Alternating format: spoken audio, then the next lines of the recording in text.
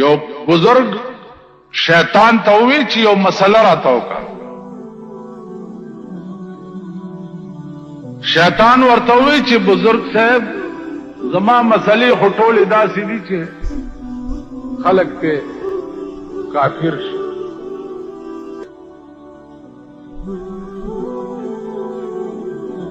هغه من يهده الله فلا مضل له، چاته چې خدای هدایت کړی هغه ته نشي گمراه کولی. خو هسې نن مې شوق پیدا شي چې د شیطان نوم یو مسله واورم. شیطان ورته وویلې چې ښه ده نو په خدای قسم چې ستا دومره ښه نیت دی نو زه به هم درته ټیک مسله وکړم، غلطه به درته نه کړم.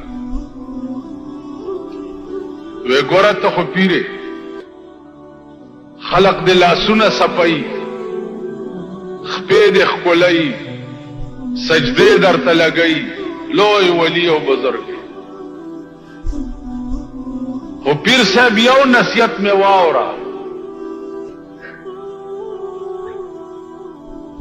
چې داسې چرې ونه وی ګورئ چې زه هسې نه چې د مریدانو په غرور کې راشي چې زما لکونه او زرګونه مریدان دي او زه خو جوړ ډېر لوی سړی یم.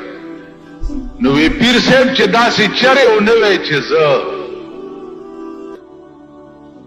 زه ټکی ونه کړي او کدی وویلې چې زه نو داسې به شی لکه چې زه.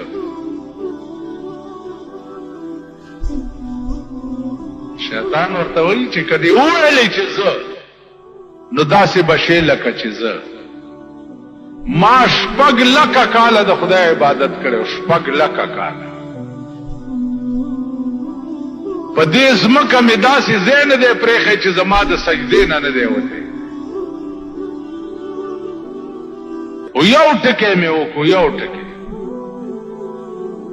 چې الله راته ووایي چې آدم علیه السلام ته سجده وکړه. نو ما ورته ووایي چې قال انا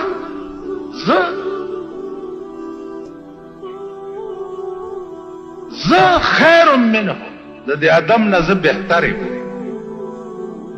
زه دنه خیر. بس دومره ټکی مې وکړو چې انا خیر منه، زه د دنه بهتر یم، نو زه څنګه دته سجده وکړم. نو الله راته په جواب کې ووایي چې قال فاخرج منها فانك رجيم ان عليك لعنتي الى يوم الدين.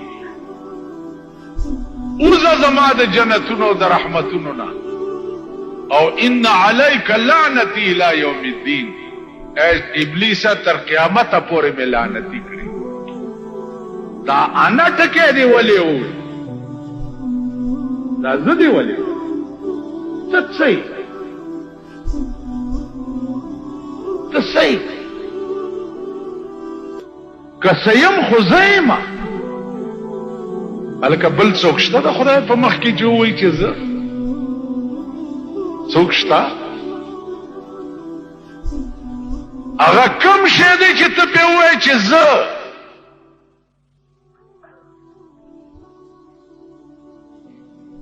نو زما عزیزان دا زه ټکی چې دی نن ستا ټول ملک تباه کړو. اوس هغه زه ټکی بیا شروع شو، هر یو چې راشي رونو زه به داسې یم، رونو زه به داسې یم، رونو زه به داسې یم. نو نتیجه به یې ګورئ، او داسې بدتره نتیجه به یې ګورئ چې الله دې امان راکړي. ما نن چا تپوس وکړو چې دا تاسو ملیانو هم سړي ودرولی دي، مونږ ملیانو ولا قرآن ورکړی دی چې ستا آواز به په اسمبلی کې صرف د دین دپاره وي. که نور دې ټتو کو چې یا به زه سړک جوړ کم یا به ملک ټیپر کم، ټت دې وکړو نو په دې ټکي کلمه تېره کړه قرآن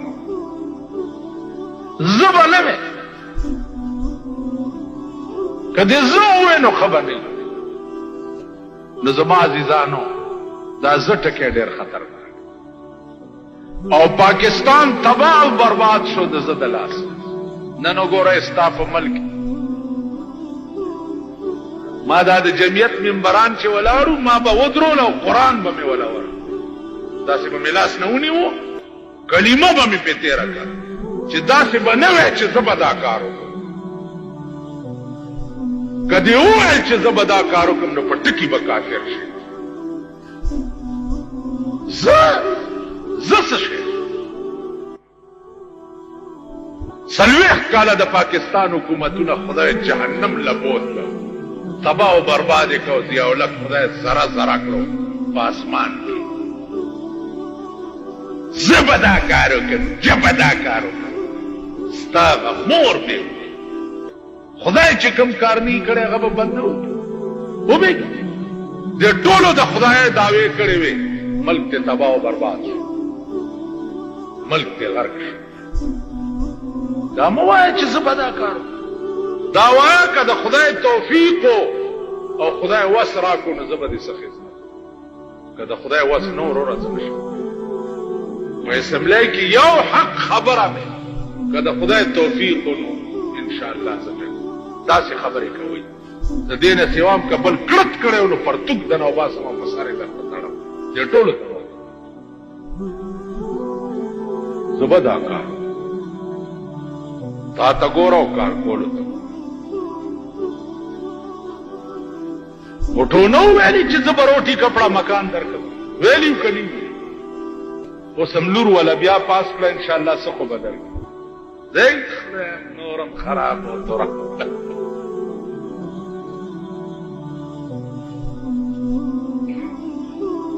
زه به دا کار هر څه چې کوي په دې ځمکه یې خدای کوي نو څه فیصلې چې کړي دي نتیجې انتظار یې کوئ چې څه به درته رهي سمجھی